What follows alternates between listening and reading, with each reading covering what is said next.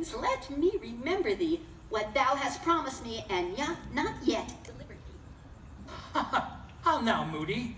What is it thou canst demand? My liberty. Before the time is out? No more. Oh, I prithee, master, I have done thee worthy service, told thee no lies, made thee no mischief, with neither grudges nor grumblings.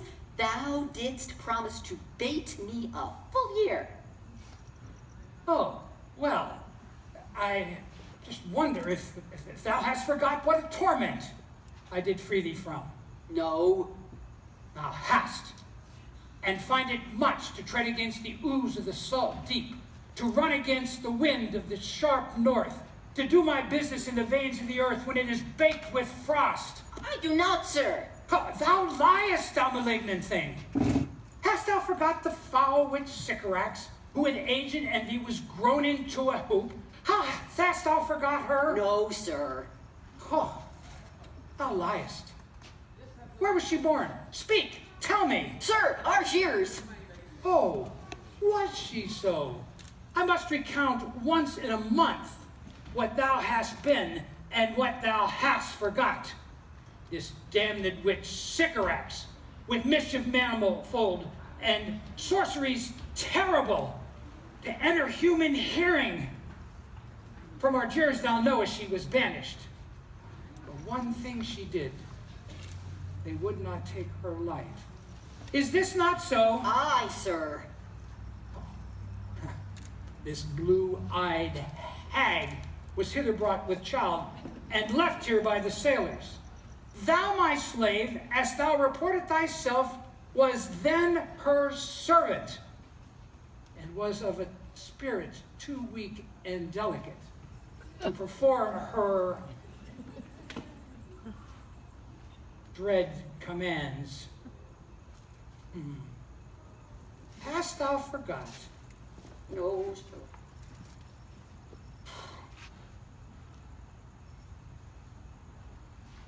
When I came and found thee, thy groans would penetrate the breasts of ever angry bears, made wolves howl. Oh, what a torment I did find thee in. A torment to lay upon the damned, which Sycorax could not again undo.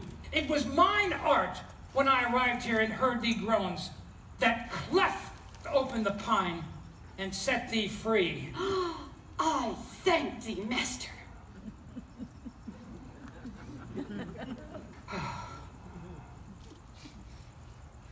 There is still more work.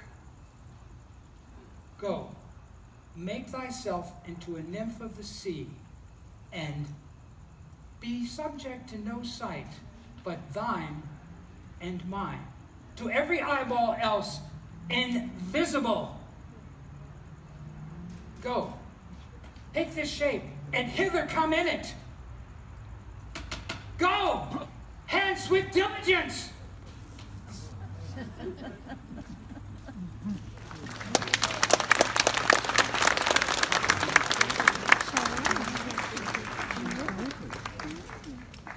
Richard III. The evil, plotting Richard shares his malevolent intentions in this soliloquy, read by Gregory Sierra. Now is the winter of our discontent made glorious summer by this son of York, and all the clouds that lowered upon our house in the deep bosom of the ocean buried. Now are our brows bound with victorious wreaths, our bruised arms hung up for monuments, our stern alarums changed to merry meetings, our dreadful marches to delightful measures. Grim-visaged war hath smoothed his wrinkled front. And now, instead of mounting barbed steeds to fright the souls of fearful adversaries, he capers nimbly in a lady's chamber to the lascivious pleasing of a lute. But I, that am not shaped for sportive tricks, nor made to court an amorous looking-glass, I, that am rudely stamped and want love's majesty, to strut before a wanton ambling nymph, I, that am curtailed of this fair proportion, cheated of feature by dissembling nature, deformed, unfinished, sent before my time into this breathing world, scarce half made up, and that so lamely and unfashionable that dogs bark at me as I halt by them.